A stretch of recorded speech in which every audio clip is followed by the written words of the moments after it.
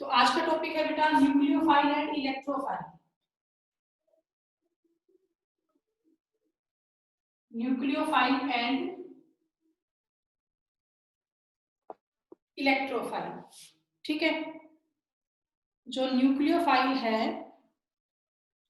Nucleophile क्या होते हैं बेटा? देखिए, न्यूक्लियोफाइल्स आर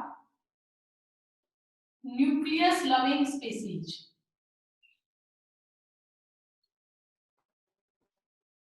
बेटा न्यूक्लियोफाइल क्या होते हैं? न्यूक्लियस लविंग स्पीसीज होते हैं। न्यूक्लियोफाइल दो वर्ड से बना है, न्यूक्लियो हो गया न्यूक्लियस और फाइल से हो गया लविंग, तो न्यूक्लियोफाइल क्या हुआ? न्यूक्लियस लविंग स्पीसीज हुआ। अब आप सभी को पता है जो न्यूक्लियस है वो कैसा होता है? पॉजिटिवली चार्ज होता है, मतलब जो न्यूक्लियोफाइल है वो पॉजिटिव चार्ज लविंग है। अब पॉजिटिव चार्ज लविंग कौन से मॉलिक्यूल, कौन से एटम होंगे जिन पे नेगेटिव चार्ज की डेंसिटी ज्यादा होगी, वही तो पॉजिटिव चार्ज वाले के पास जाना चाहेगा। तो जो बेटा न्यूक्लियोफाइल है वो दो तरह के होते हैं। Nucleophiles are of two type. Nucleophile की फर्स्ट टाइप है, न्यूक्लियोफाइल की बेटा दो टाइप हम यहाँ पे डिस्कस करेंगे। फर्स्ट टाइप है न्यूक्लियोफाइल की नेगेटिव न्यूक्लियोफाइल, नेगेटिव न्यूक्लियोफाइल। और न्यूक्लियोफाइल की सेकंड टाइप है न्यूट्रल न्यूक्लियोफाइल, न्यूट्रल न्यूक्लियोफाइल, ठीक है बेटा। तो ये दो तरह के न्यूक्लियोफाइल होते हैं, न्यूट्रल और नेगेटिव। अब इन दोनों में क्या डिफरेंस होता है वो आप देखिए। What is meaning of negative nucleophile? जिसपे नेगेटिव चार्ज भी हो, which have negative charge as well as lone pair। बेटा जिन एटम के पास या जिन मॉलिक्यूल के पास नेगेटिव चार्ज भी हो और साथ में लोन पेयर भी हो, तो उसे हम कहते हैं नेगेटिव चार्ज न्यूक्लियोफाइल। और न्यूट्रल न्यूक्लियोफाइल में क्या होगा? जिसपे सिर्फ और सिर्फ lone pair, which have only lone pair of electron, which have only lone pair of electron।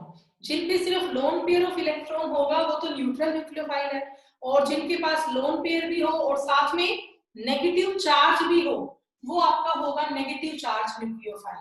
भाई इनके ऊपर नेगेटिव चार्ज है, लोन पेयर है, इलेक्ट्रॉन है, तभी तो ये कहाँ जाना चाहेंगे? पॉजिटिव चार्ज के पास, ठीक है। तो जो न्यूक्लियोफाइल है वो आपके दो तरह के होते हैं, नेगेटिव न्यूक्लियोफाइल और न्यूट्रल न्यूक्लियोफाइल। नेगेटिव न्यूक्लियोफाइल में क्या होगा? कोई भी एटम होगा, कोई भी मॉलिक्यूल होगा, उस पर नेगेटिव चार्ज भी होगा as well as lone pair भी होगा। लेकिन न्यूट्रल में सिर्फ और सिर्फ क्या होगा? लोन पेयर होगा, किसी तरह का चार्ज उन एटम्स के ऊपर नहीं होगा। तो अब हम इनके कर लेते हैं examples, examples of negative nucleophiles और एग्जांपल्स ऑफ न्यूट्रल न्यूक्लियोफाइल, ठीक है। तो बेटा नेगेटिव न्यूक्लियोफाइल में कौन कौन आते हैं? जैसे हमने ले लिया H-, Cl-, Br-, I-, OH-, OR-, ठीक है, SR-, NH2-, ऐसे बहुत सारे एग्जांपल है, RCOO-, CN-, NO2-, ये सब, ये हो गया नेगेटिव न्यूक्लियोफाइल। ये फर्स्ट टाइप आपकी है नेगेटिव न्यूक्लियोफाइल। अब बेटा आप देखो इन सब पे ना लोन पेयर भी होते हैं और साथ में इन पे नेगेटिव चार्ज भी होता है। अब इन पे लोन पेयर कैसे आप लोग खुद कर सकते हो। मान लो पहला है आपका Cl-, तो आप सभी को पता है क्लोरीन का एटॉमिक नंबर क्या होता है? 17। डिवाइड करूंगी तो 2, 8 और 7।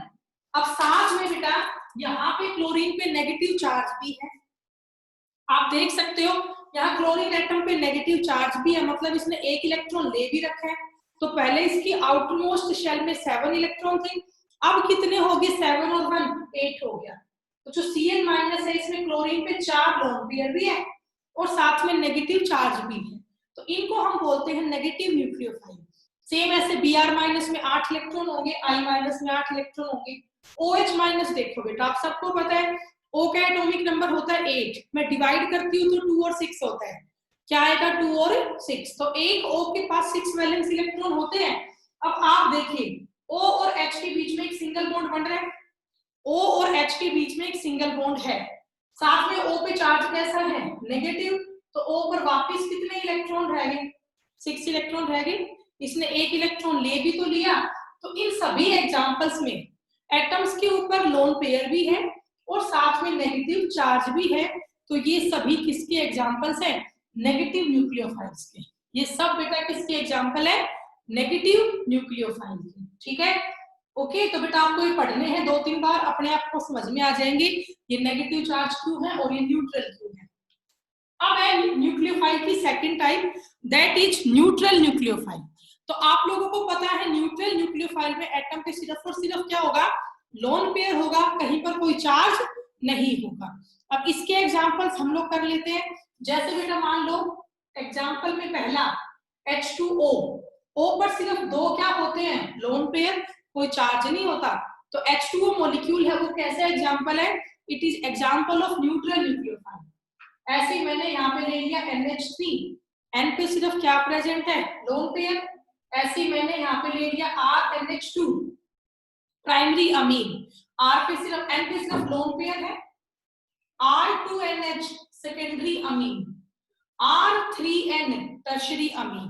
तो इनमें N एटम पे सिर्फ क्या प्रेजेंट है? लोन पेयर प्रेजेंट है। ठीक है, ऐसे अल्कोहल ले लिया ROH, O पर सिर्फ 2 लोन पेयर है। ऐसे ही थायो अल्कोहल ले लिया RSH, S पर सिर्फ 2 अल्कोहल ग्रुप है। ठीक है, ऐसे मैंने ईथर ग्रुप ले लिया ROR, O पर सिर्फ 2 लोन पेयर है। ऐसे मैंने थायो ईथर ले लिया RSR, S पर 2 लोन पेयर है। तो बताया है मैंने आपको ऑर्गेनिक केमिस्ट्री में सल्फर को थायो बोलते हैं। तो RSR, इसका नाम क्या हो गया? थायो ईथर। इसका नाम क्या हुआ? थायो ईथर हो गया। तो जो ऑक्सीजन और सल्फर एक ही ग्रुप के एलिमेंट है, तो अगर O एटम पे 2 लोन पेयर है तो S एटम पे भी 2 ही लोन पेयर आएंगे। तो ये आपके बेटा 2 टाइप हुई न्यूक्लियोफाइल की। कौन कौन सी? नेगेटिव न्यूक्लियोफाइल और न्यूट्रल न्यूक्लियोफाइल। नेगेटिव न्यूक्लियोफाइल्स क्या होंगे? जिनमें एटम के ऊपर लोन पेयर भी है और साथ में नेगेटिव चार्ज भी है। ठीक है बेटा, मेरे एक क्वेश्चन आप लोग बताएंगे मुझे। जैसे मान लो ये NH2 नेगेटिव है, तो इसमें ये नेगेटिव चार्ज N एटम पे है कि H एटम पे है? बताओ।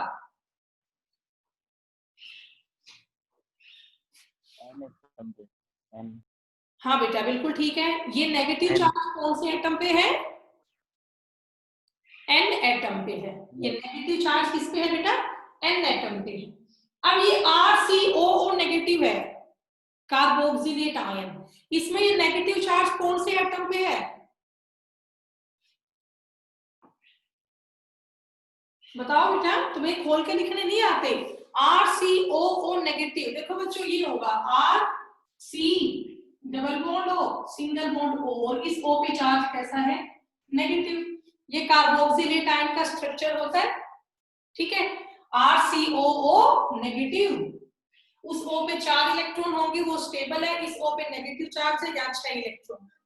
तो यहाँ पे नेगेटिव चार्ज कौन से एटम पे है? O एटम पे है। तो ये O एटम अपने इलेक्ट्रॉन डोनेट करेगा, किसको? न्यूक्लियस को। ठीक है, तो बेटा ये आपके 2 टाइप के न्यूक्लियोफाइल हुए, नेगेटिव न्यूक्लियोफाइल और न्यूट्रल न्यूक्लियोफाइल। आया समझ में? रब कर दूं? बोलो बेटा। तो बहुत बड़ी जीरो से करो, टाइम लग जाएगा इसे करवाने में। तो ये नेगेटिव और न्यूट्रल न्यूक्लियोफाइल तो हो गया। अब बेटा न्यूक्लियोफाइल की एक स्पेशल टाइप भी होती है, जिसको हम बोलते हैं एम्बिडेंट न्यूक्लियोफाइल। जिसे हम क्या बोलते हैं? Ambient nucleophile.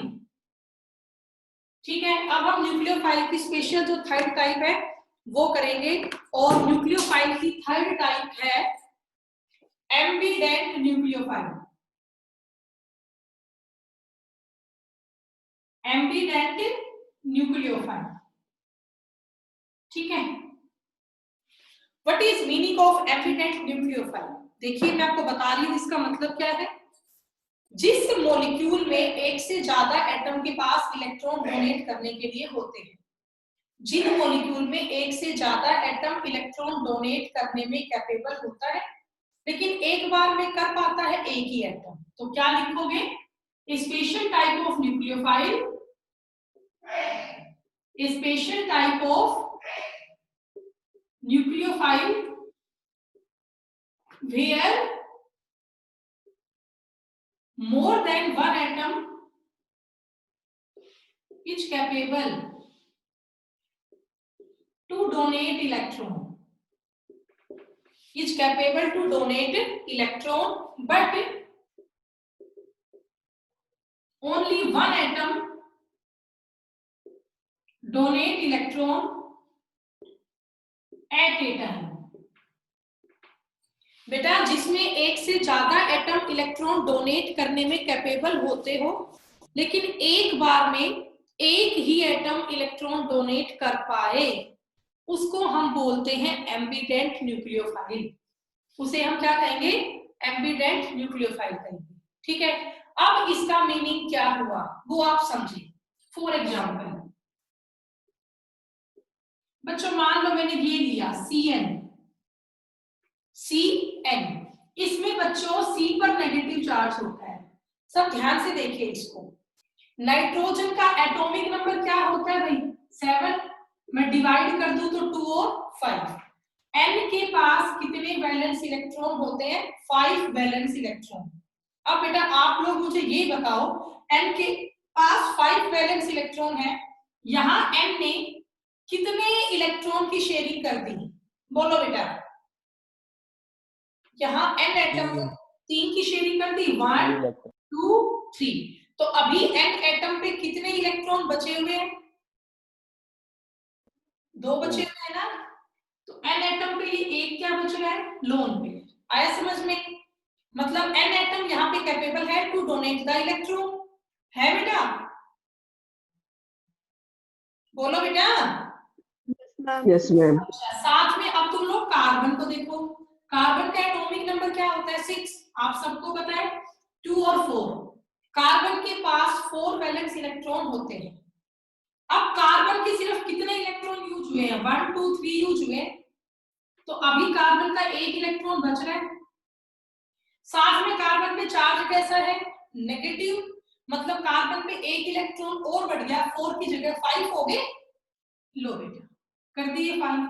तो आपने एक बात नोट की, इस मॉलिक्यूल में कार्बन एटम के पास भी इलेक्ट्रॉन डोनेट करने के लिए है और नाइट्रोजन एटम के पास भी इलेक्ट्रॉन डोनेट करने के लिए है।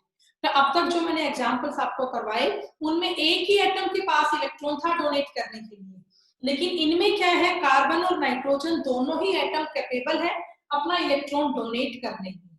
तो अब बताओ यहाँ पर इलेक्ट्रॉन डोनेट करेगा कौन? अगर कार्बन करेगा तो नाइट्रोजन नहीं करेगा, और नाइट्रोजन करेगा तो कार्बन नहीं करेगा। मतलब एक बार में एक ही एटम अपने इलेक्ट्रॉन डोनेट कर सकता है, या तो कार्बन ही करेगा या नाइट्रोजन ही करेगा। मीनिंग समझे एम्बिडेंट न्यूक्लियोफाइल का? जिसमें 2 एटम इलेक्ट्रॉन डोनेट करने में कैपेबल है, लेकिन एक बार में एक ही एटम अपने इलेक्ट्रॉन डोनेट करेगा, उसे हम बोलते हैं एम्बिडेंट न्यूक्लियोफाइल। अब बेटा मान लो डोनेशन कर रहा है कार्बन, मान लीजिए कोई भी R ग्रुप है, ये इलेक्ट्रॉन डेफिशिएंट ग्रुप है। ठीक है, इसको इलेक्ट्रॉन कौन दे रहा है? C। इसको इलेक्ट्रॉन कौन दे रहा है? C दे रहा है। अगर C इलेक्ट्रॉन देगा तो इस कंपाउंड का नाम होगा साइनाइड कॉमन नेम में, और नाइट्राइल IUPAC में। हो गया। और अगर N एटम इलेक्ट्रॉन दे, कौन सा एटम इलेक्ट्रॉन दे? N atom. यहां पर डोनेशन करवाई कार्बन एटम ने और यहां पे डोनेशन करवाई नाइट्रोजन एटम। तो अगर N एटम इलेक्ट्रॉन देगा तो अब बताओ क्या होगा? अब इसका नाम क्या बनेगा? बोलो बेटा, करवाया हुआ है क्लास में मैंने तुम्हें। आइसोसाइनाइड। हाँ जी। तो अब बच्चों ये कहलाएगा आइसोसाइनाइड या आइसोनाइट्राइल। तो बताओ आप लोगों को मीनिंग समझ में आया इसका? एम्बिडेंट न्यूक्लियोफाइल का? Yes ma'am. ठीक है, कर लोगे ना? तो बेटा एम्बिडेंट न्यूक्लियोफाइल यही होता है जिसमें 2 एटम के पास इलेक्ट्रॉन डोनेट करने के लिए हो, लेकिन एक बार में एक ही एटम इलेक्ट्रॉन डोनेट कर पाए, उन्हें हम बोलते हैं एम्बिडेंट न्यूक्लियोफाइल। इसका नेक्स्ट एग्जांपल करवाऊं? सेकंड एग्जांपल है NO2 नेगेटिव का। ठीक है, अब बेटा एक्चुअल में NO2 नेगेटिव का स्ट्रक्चर कैसा होता है वो आप लोग देखिए। ये होता है NO2, N double bond O और O, और एक O पे चार्ज होता है नेगेटिव। अब आप देखिए, आप सबको पता है जो N एटम है, N का एटॉमिक नंबर होगा 7, 2 और 5। N एटम पे कितने इलेक्ट्रॉन है? 5 इलेक्ट्रॉन है, ठीक है। N एटम ने 3 इलेक्ट्रॉन यूज कर लिए, 1 2 3। तो इस N एटम पे अभी 2 इलेक्ट्रॉन बचे हुए हैं, मींस इस पे एक लोन पेयर बचा है, हो गया। अब इस O पे आओ, O का एटॉमिक नंबर क्या होता है? 8, 2 और 6। तो O के पास 6 इलेक्ट्रॉन थे, 2 इसके यूज हो गए, 4 इसके बचे हुए। इस O को देखो, इसका सिर्फ एक ही इलेक्ट्रॉन यूज हुआ है, तो अभी इसके 5 बच रहे हैं, 1 2 3 4 5। बेटा बताओ इस पे एक और आएगा क्या? हाँ भाई बोलो। Yes, ma'am. Yes, ma'am. हो गया। अब आप देखो बेटा, ये भी एम्बिडेंट न्यूक्लियोफाइल है, ये O एटम तो स्टेबल है, ये तो अपने इलेक्ट्रॉन देगा नहीं, तो इसमें N एटम भी कैपेबल है इलेक्ट्रॉन देने में, और O एटम भी कैपेबल है इलेक्ट्रॉन देने में, ठीक है। अब बेटा देखिए, मैं यहाँ दो तरीके से कंपाउंड को लिखूंगी, R O N O। तो बताओ मुझे, यहाँ इलेक्ट्रॉन किसने दिए? O ने दिए या N ने दिए? O. O ने दिए, O नेगेटिव ने अपने इलेक्ट्रॉन दिए, तो यहाँ पर डोनेशन ऑफ इलेक्ट्रॉन हुआ, डोनेशन ऑफ इलेक्ट्रॉन हुआ by oxygen atom, O atom, समझ गए। तो जब भी O एटम इलेक्ट्रॉन देता है तो उस कंपाउंड को बच्चों हम बोलते हैं नाइट्रिटो O। उस कंपाउंड को हम क्या बोलते हैं? नाइट्रिटो O। अच्छा अब देखो, मैं इस कंपाउंड के तरीके से और लिखूंगी, यहां देखिए R N double bond O, ठीक है, ऐसा है। अब बताओ मुझे, अब की बार इलेक्ट्रॉन कौन दे रहा है? R ग्रुप को N. N दे रहा है, तो अब की बार डोनेशन किसने करवाया? डोनेशन हुआ by N atom, donation of electron by N atom. तो बच्चों ये दोनों केस में नाम अलग अलग हुआ। अगर O एटम इलेक्ट्रॉन देगा तो नाइट्रिटो O लिखा गया, और N एटम इलेक्ट्रॉन देगा तो नाइट्रिटो N लिखा गया। वहां पे था साइनाइड और आइसोसाइनाइड, सेम ऐसा इसमें है, N एटम इलेक्ट्रॉन देगा तो नाइट्रिटो N लिखा जाएगा, और O एटम इलेक्ट्रॉन देगा तो नाइट्रिटो O लिखा जाएगा, ठीक है। तो बेटी ये आपकी थर्ड टाइप के न्यूक्लियोफाइल हुए, एम्बिडेंट न्यूक्लियोफाइल। आ गया समझ में? कर लोगे? तो ये कर लेना बेटा, रब कर दो बेटा, बोलो जल्दी से, ऊपर का तो कर ही देती हूँ, चलो।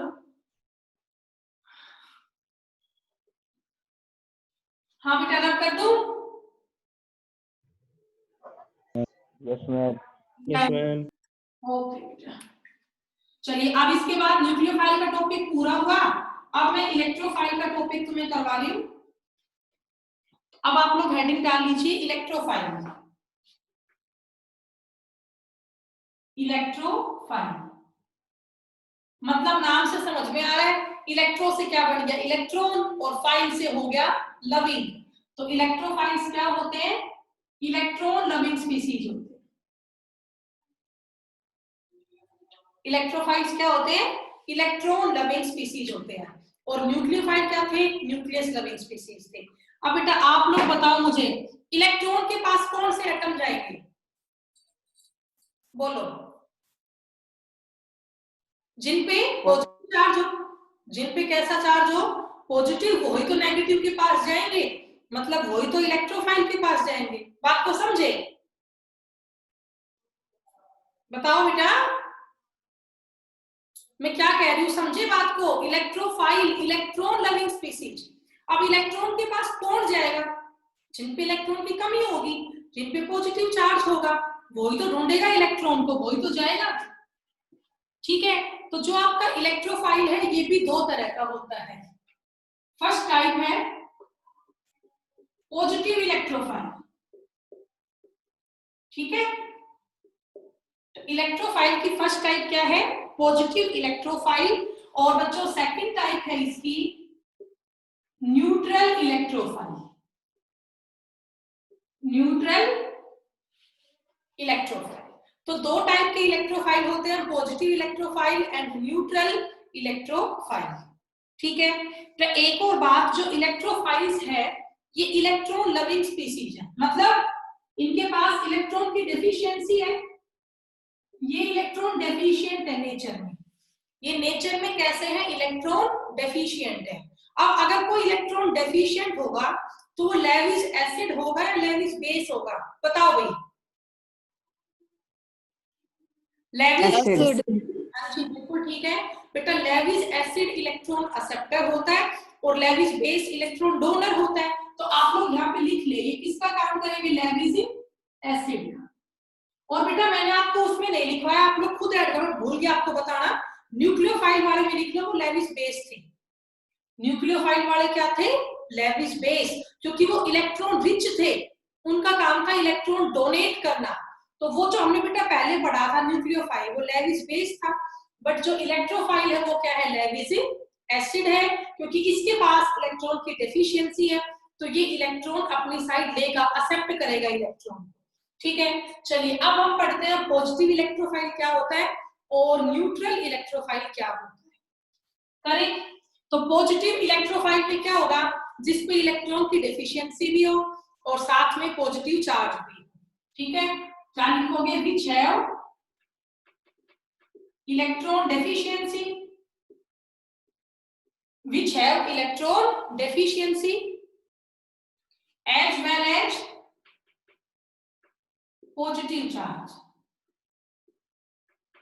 which have electron deficiency as well as positive charge, जिन पे इलेक्ट्रॉन की डेफिशिएंसी भी हो और साथ में पॉजिटिव चार्ज भी हो, उनको हम बोलते हैं पॉजिटिव इलेक्ट्रोफाइल।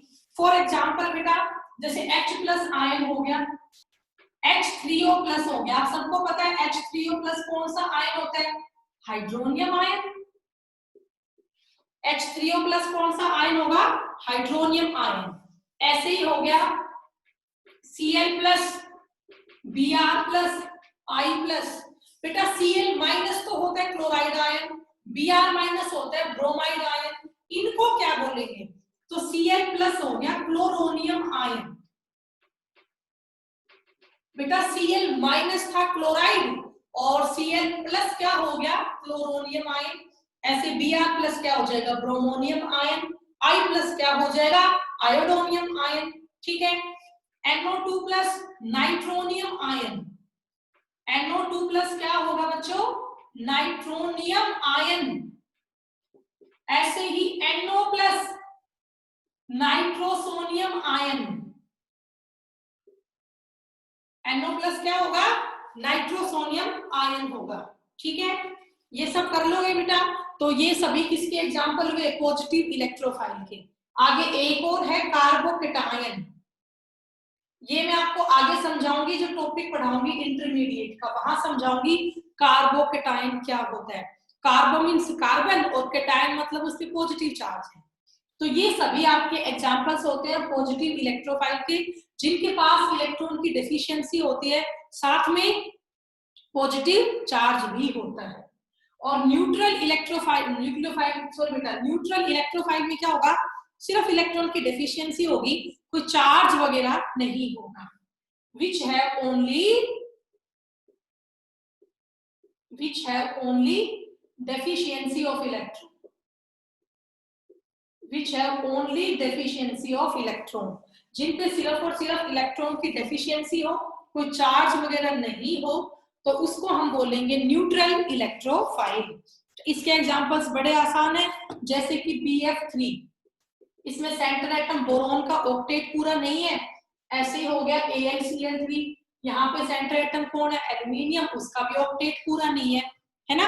ऐसे एग्जांपल्स आपको करने हैं, जैसे FeCl3। ओके, और लिख लो, जैसे हमने लिख लिया Cr2, कार्बीन होता है। आगे टॉपिक पूरा पढ़ाऊंगी, कार्बीन का इंटरमीडिएट में आएगा ये भी। ठीक है, और ऐसे ही हमने लिख लिया SnCl4। ये सब इलेक्ट्रॉन डेफिशिएंट स्पीसीज है, लेकिन इन पे कहीं कोई चार्ज वगैरह नहीं है। तो ये सब किसके एग्जांपल्स होते हैं बेटा, these are examples of neutral electrophile. ठीक है, अगर आपको ध्यान हो ना तो कल मैंने टॉपिक शुरू किया था बेटा electron displacement in covalent compound. मैंने आपको बताया था बच्चों इसमें 4 आपकी मेन टाइप है, inductive effect, electromagnetic effect, resonance effect और हाइपर कॉन्जुगेशन। उसमें से मैंने आप लोगों को कल इंडक्टिव इफेक्ट तो समझा दिया था। आज मुझे आपको सेकंड करवाना है इलेक्ट्रोमैग्नेटिक इफेक्ट।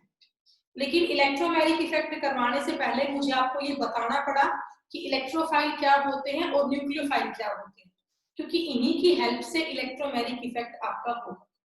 ओके, तो मेरे ख्याल से टॉपिक आपको समझ में आ गया होगा, इलेक्ट्रोफाइल क्या है और न्यूक्लियोफाइल क्या है।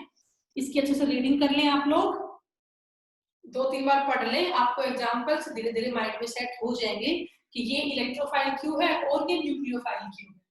ठीक है, तो अब बेटा आप लोग इसको पढ़ लेना, कोई डाउट हो तो मुझसे पूछ लेना। इसको रब कर देती हूँ, कर लिया होगा तुमने।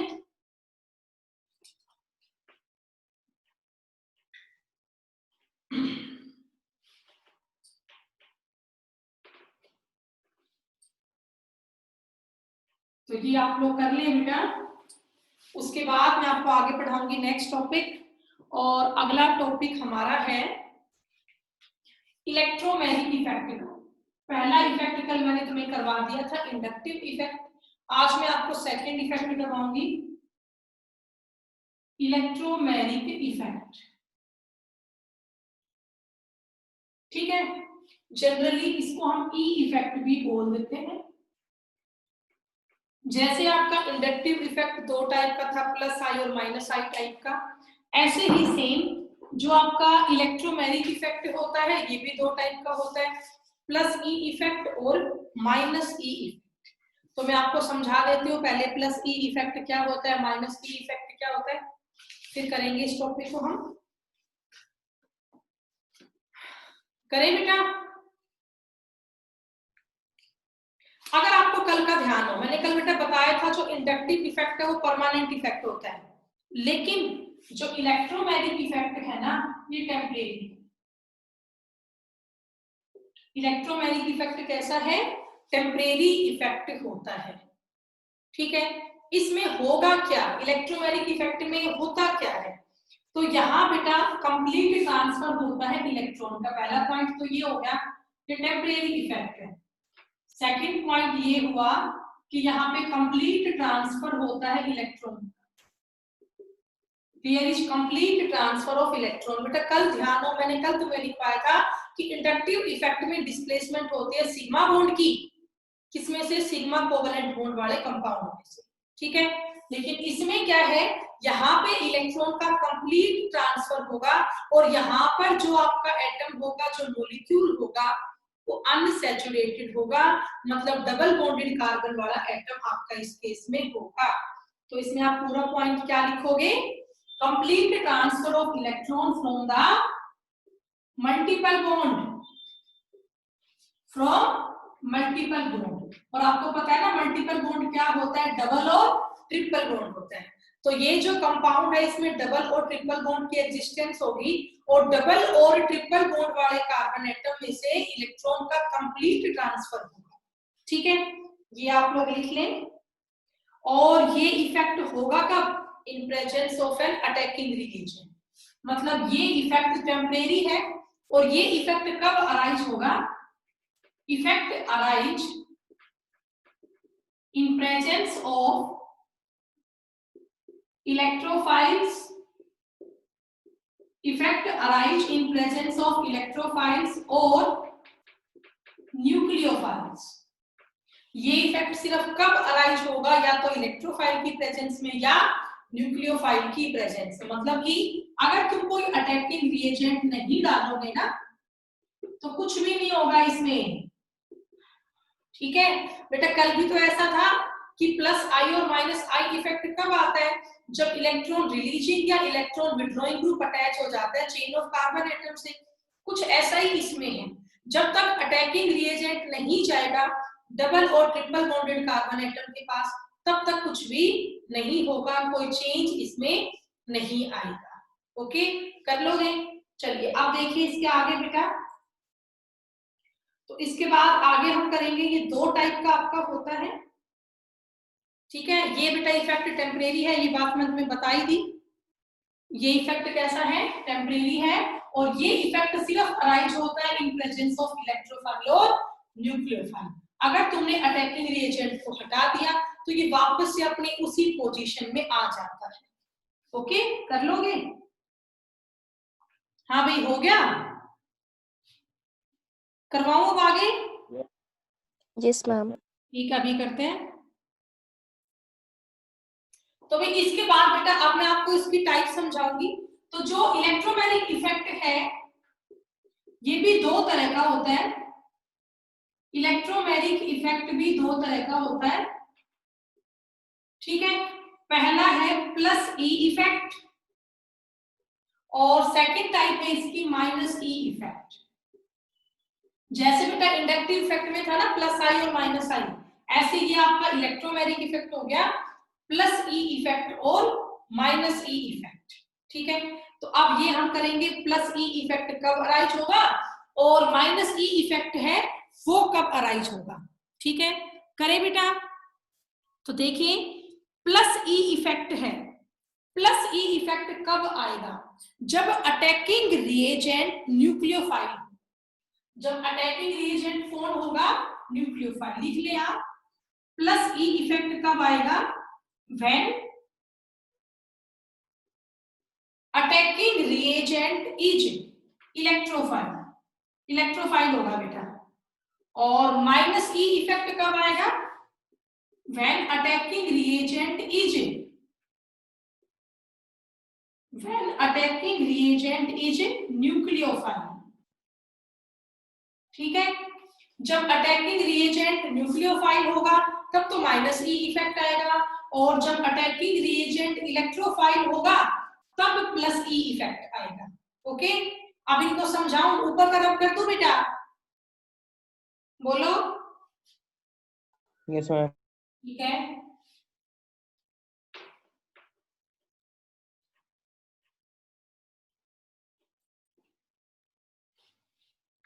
चलिए अब नेक्स्ट इसके बेटा मैं एग्जांपल्स आप लोगों को समझाती हूँ। तो बताओ बेटा क्या क्या कंडीशन मैंने तुम्हें बताई। एक तो मल्टीपल बॉन्डेड एटम होगा, ठीक है, और उस पर अटैक करेगा इलेक्ट्रोफाइल या न्यूक्लियोफाइल, इलेक्ट्रोफाइल या न्यूक्लियोफाइल। तो पहले मैं आपको समझा रही हूँ प्लस ई इफेक्ट, देखिएगा ध्यान से, बहुत आसान सा टॉपिक है। यहाँ पर हमें कोई भी कंपाउंड लेना है जो अनसैचुरेटेड हो, मतलब जिसके बीच में डबल बॉन्ड हो या ट्रिपल बॉन्ड, डबल बॉन्ड हो या ट्रिपल बॉन्ड हो। ओके, हो गया। देखिए मैंने ये लिया बेटा, बताओ बच्चों ये क्या है? एल्कीन। क्या है बेटा ये? बोलो भाई। एल्कीन है ये, Alkene. क्योंकि between carbon carbon double bond है, ये एल्कीन है। अब मैंने इसमें मान लो अटैकिंग रिएजेंट ये डाल दिया Cl positive, Cl positive, Cl positive यहाँ क्या है बच्चों? अटैकिंग रिएजेंट है। आपको इसका नाम पता है? क्या नाम है इसका? Chloronium ion. इसका नाम क्या है बोलो? क्लोरोनियम आयन है। और बेटा यहाँ पे Cl पे पॉजिटिव चार्ज है तो ये इलेक्ट्रॉन डेफिशिएंट है। तो आप बताओ ये इलेक्ट्रोफाइल है? क्या है बेटा? Cl प्लस किसके एग्जांपल है? इलेक्ट्रोफाइल का। तो यहाँ पर अटैकिंग रिएजेंट कौन है? इलेक्ट्रोफाइल। कौन है बेटा? इलेक्ट्रोफाइल। तो ऑर्गेनिक में ना कुछ भी नहीं है, बॉन्ड की शिफ्टिंग, बस बॉन्ड ही घूमते रहते हैं आपस में। अब होगा क्या आप देखो भाई, ये एल्कीन था, ये अपने आप में स्टेबल था, इसमें अनस्टेबिलिटी कब आएगी? जब इसके पास कोई इलेक्ट्रोफाइल या न्यूक्लियोफाइल। अब बेटा ये एल्कीन है और इसके पड़ोस में ये इलेक्ट्रोफाइल आके बैठ गया, इसके Cl पे चार्ज कैसा है? पॉजिटिव, मतलब ये इलेक्ट्रॉन डेफिशिएंट है। ये कैसा है बेटा? इलेक्ट्रॉन डेफिशिएंट है, Cl पे पॉजिटिव चार्ज है ना इसमें। अब आप बताओ Cl को क्या चाहिए? बोलो बेटा, Cl को क्या चाहिए? Electron. इलेक्ट्रॉन चाहिए। तो अब ये दोनों कार्बन पहले स्टेबल थे, अभी आपके पड़ोस में कोई आ गया नया पड़ोसी, उसके पास किसी चीज की कमी है तो आपकी कोशिश रहेगी हम उसको चीज दे दें। तो अब एल्कीन के पास में ये आके बैठ गया, इसके पास इलेक्ट्रॉन कम है, तो ये दोनों कार्बन सोचेंगे चलो भी हम क्या करें, अपने इलेक्ट्रॉन का ट्रांसफर कर दे, उसकी इलेक्ट्रॉन की डेफिशिएंसी पूरी कर दे। लेकिन इन दोनों कार्बन एटम के पास इलेक्ट्रॉन तो है ही नहीं देने के लिए। आपको पता है कार्बन के पास 4 वैलेंस इलेक्ट्रॉन होते हैं और ये जो कार्बन है इसके चारों इलेक्ट्रॉन तो यूज हुए पड़े हैं। क्या इस कार्बन पे एक भी एक्स्ट्रा इलेक्ट्रॉन है? नहीं है, नहीं है ना। और इन दोनों के बीच में ये इलेक्ट्रॉन की शेयरिंग हो रही है। भाई दोनों कार्बन के पास किसी के पास इलेक्ट्रॉन तो एक्स्ट्रा है ही नहीं, तो अब ये क्या करें?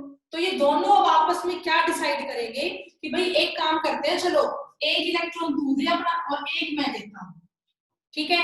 हम दोनों अपने बीच का एक बॉन्ड तोड़ लेते हैं और अपने 2 इलेक्ट्रॉन किसको दे देते हैं? Cl पॉजिटिव को, ठीक है। ऐसा हुआ बेटा। तो अब बताओ क्या करें? ये Cl के पास 2 इलेक्ट्रॉन थे, तो इन्होंने ये अपना एक एक इलेक्ट्रॉन भाई किसको दे दिया? Cl पॉजिटिव को। दोनों कार्बन ने बराबर रोल प्ले किया, दोनों ने अपना एक एक इलेक्ट्रॉन Cl पॉजिटिव को दे दिया। तो तब बताओ कुल मिला के क्लोरीन को कितने इलेक्ट्रॉन मिल गए? बोलो बेटा। 2 मिल गए।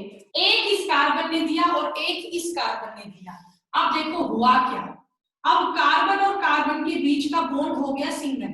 बताओ बेटा, ऐसा ही हुआ क्योंकि दोनों ने अपना एक एक इलेक्ट्रॉन तो Cl को दे दिया, तो अब इनके बीच का डबल बॉन्ड कैसा हो गया? सिंगल हो गया। कर लोगे? कर लोगे? हाँ भाई हो जाएगा। Yes ma'am. अब इसके आगे तुम ये देखो, अब ये क्लोरीन क्या करेगा? बॉन्डिंग करेगा। हाँ, अभी क्लोरीन को 2 इलेक्ट्रॉन मिल गए। अब क्लोरीन आ गया कंफ्यूजन में, अब मैं बॉन्डिंग करूं किससे? बेटा दोनों कार्बन बराबर है क्लोरीन के लिए, तो दोनों ने अपना एक एक इलेक्ट्रॉन दिया है। एक इलेक्ट्रॉन इस कार्बन ने दिया और एक इसने दिया, टोटल क्लोरीन के पास 2 इलेक्ट्रॉन आके, मतलब क्लोरीन एक बॉन्ड बनाने में कैपेबल हो गया। अब क्लोरीन यू कंफ्यूज की बॉन्ड बनाऊं किसके साथ? इस कार्बन से बनाऊं कि इससे बनाऊं? दोनों बराबर मेरे लिए, तो भाई अब एक से तो फाइनली बनाएगा ही। तो भाई क्लोरीन ने क्या किया? चलो इस कार्बन के साथ बॉन्ड बना दिया। बेटा इस बॉन्ड में ये 2 इलेक्ट्रॉन है, ये दोनों इलेक्ट्रॉन से बॉन्ड किसने बनाया? क्लोरीन ने, क्योंकि क्लोरीन को 2 इलेक्ट्रॉन मिल गए थे। अब बेटा आप बताओ इस कार्बन को कोई फर्क पड़ा इलेक्ट्रॉन देने से? नहीं पड़ा ना। इससे तो क्लोरीन आके जुड़ गया, इसके तो फिर से 4 बॉन्ड हो गए। क्या इसके लिए घाटे का सौदा रहा? नहीं रहा बेटा, इसको तो मिल गए इलेक्ट्रॉन वापस। अब ये कार्बन क्या करे? इसका तो इलेक्ट्रॉन भी ले गया क्लोरीन, अब इससे आके जुड़ा भी नहीं, तो ये क्या कहेगा कार्बन कि भाई पॉजिटिव चार्ज तो मैं लूंगा, क्योंकि इलेक्ट्रॉन तो मैंने भी तो दिया था अपना। तो इस कार्बन पे चार्ज कैसा आ गया? बोलो पॉजिटिव आ गया, ठीक है। इलेक्ट्रॉन का डिस्प्लेसमेंट हो गया। पहले बॉन्ड कार्बन और कार्बन के बीच में था, अब वो बॉन्ड कार्बन और क्लोरीन के बीच में आ गया।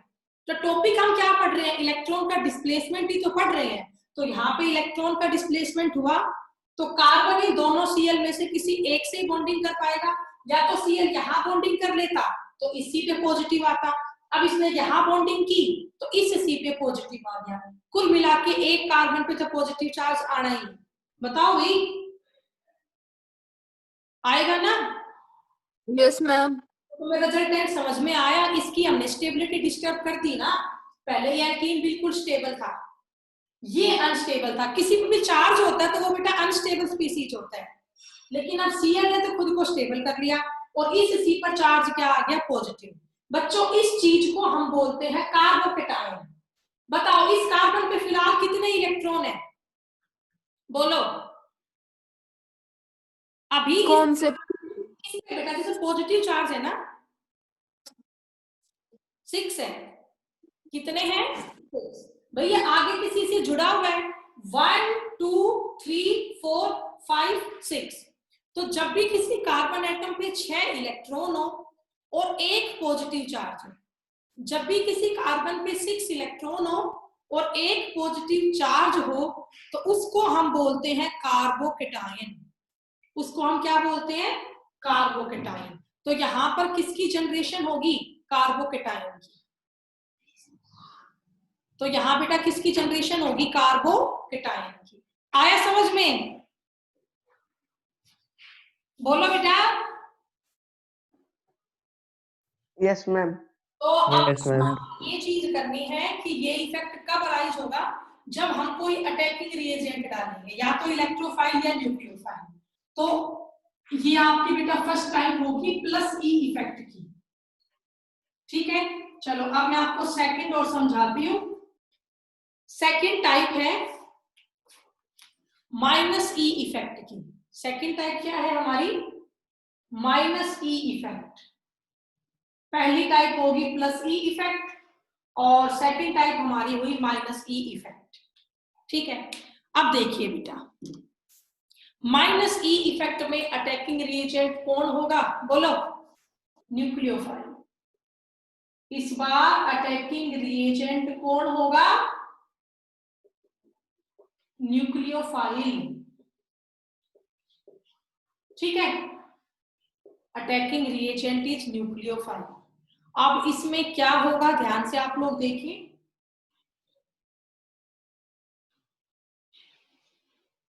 बेटा क्या सी और ओ में डबल बॉन्ड है ना, मल्टीपल बॉन्डेड एटम ये हो क्या, सी और ओ में डबल बॉन्ड आ गया।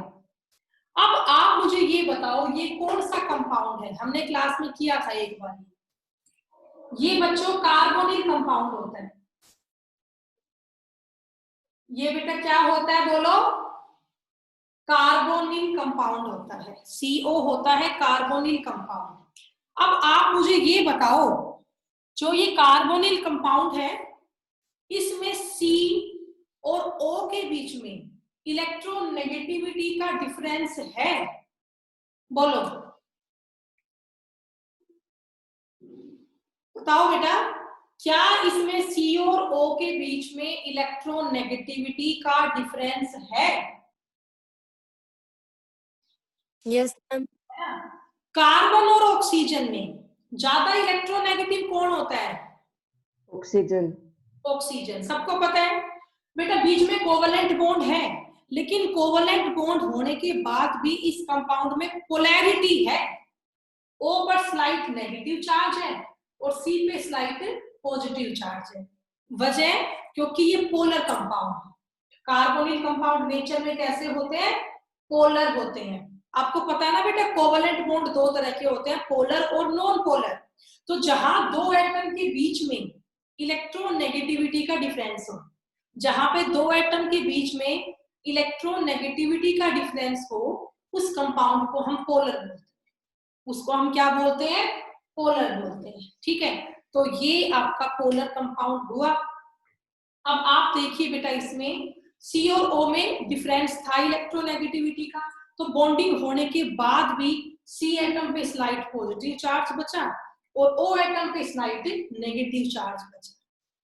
अब प्लस में मैंने यहां पर ले लिया, सब ध्यान से देखिए बेटा, प्लस में यहां पर ले लू, मान लो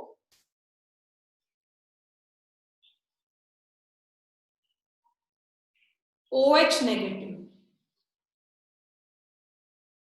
OH नेगेटिव, ये हाइड्रोक्साइड आयन है। कौन सा आयन है भैया, हाइड्रोक्साइड आयन। तो ये नेगेटिव चार्ज ना O पे है, ये नेगेटिव चार्ज किस पे है बच्चों, O पे है। ठीक है, O पे 6 इलेक्ट्रॉन भी है। तो ये हाइड्रोक्साइड आयन न्यूक्लियोफाइल है, किसका काम कर रहा है ये, न्यूक्लियोफाइल। अब ये कार्बोनिल कंपाउंड के पड़ोस में ये आके बैठ गया OH नेगेटिव। ठीक है, हाइड्रोक्साइड आयन। अब आपको पता है हाइड्रोक्साइड आयन है, इसमें O पे नेगेटिव चार्ज है और O पे बहुत सारे इलेक्ट्रॉन पड़े हैं। तो ये O एटम अपने इलेक्ट्रॉन किसी को डोनेट करना चाहता है, भाई कोई भी नहीं चाहता हम पे चार्ज रहे, चार्ज रहने पर कंपाउंड खुद को अनस्टेबल फील करता है। तो इस O एटम के पास ना इलेक्ट्रॉन ज्यादा है, ये अपने इलेक्ट्रॉन डोनेट करना चाहता है। अब ये इसके पड़ोस में आके बैठ गया, तो अब ये O एटम अपने इलेक्ट्रॉन किसको देगा, O पे नेगेटिव चार्ज है, नेगेटिव अपने इलेक्ट्रॉन किसको देगा, पॉजिटिव को। अब बेटा ये O अपने 2 इलेक्ट्रॉन लेके इधर चल पड़ा, पहले O के पास आया, क्या ये O इसके इलेक्ट्रॉन लेगी, नहीं लेगी, इस पर तो पहले ही नेगेटिव चार्ज है, नेगेटिव नेगेटिव को क्या करेगा, रिपेल। तो यहां तो बात बनी नहीं, तो अब ये O अपने इलेक्ट्रॉन लेके इस कार्बन के पास आ गया। अब कार्बन इसको अट्रैक्ट करेगा, क्योंकि कार्बन पे कैसे चार्ज है, स्लाइट पॉजिटिव चार्ज है। कार्बन पे चार्ज कैसा है, पॉजिटिव, तो कार्बन यहाँ न्यूक्लियस की तरफ बिहेव कर रहे हैं, तो ये चीज न्यूक्लियोफाइल हुई। ये किसको ढूंढ रही है, न्यूक्लियस को, मतलब पॉजिटिव चार्ज को। इसको देखो यहाँ कार्बन एटम मिल गया पॉजिटिव चार्ज का, तो OH नेगेटिव ने किस पे अटैक किया, इस कार्बन एटम पे। किस पे अटैक किया, इसे कार्बन एटम पे। तो बताओ रिजल्टेंट उसका क्या होगा, ये रब कर दो बेटा, ये वाला या ऑनलाइन में तो ना बहुत ही कम कंटेंट हो पाता है, क्लास में ज्यादा हो जाया करता। देखिए अब हुआ क्या, ये O के पास इलेक्ट्रॉन थे एक्स्ट्रा, तो O अपने इलेक्ट्रॉन C को दे रहा है, ठीक है। अब भाई C को लेने पड़ेंगे, क्योंकि O पे चार्ज कैसा है, नेगेटिव, और C पे चार्ज कैसा है, पॉजिटिव। अब ये O अपने इलेक्ट्रॉन C को दे रहा है, इसका मतलब ये हुआ बच्चों कि जो O है ना, वो इस कार्बन से बॉन्ड बनाना चाह रहा है। O इस कार्बन से क्या बनाना चाह रहा है, बॉन्ड, ठीक है। अब यहां देखो क्या हुआ, लो भाई ये C था, और बच्चों C के पास कौन आ गया, OH। इस O ने तो खुद को कर लिया स्टेबल। अब इस O पे 4 इलेक्ट्रॉन बचे, पहले 6 थे ना, 2 से इसने यहाँ एक नया बॉन्ड बना लिया, और अब इस O पे 4 इलेक्ट्रॉन बचे। बताओ क्या ये O पूरा स्टेबल है, बिल्कुल स्टेबल है। O की वैलेंसी पूरी है, 2 बॉन्ड बन गए, O का ऑक्टेट भी पूरा है, टोटल 8 इलेक्ट्रॉन है, 1 2 3 4 5 6 7 8। इसने तो खुद को कर लिया स्टेबल, यहाँ के जोड़ लिया खुद को।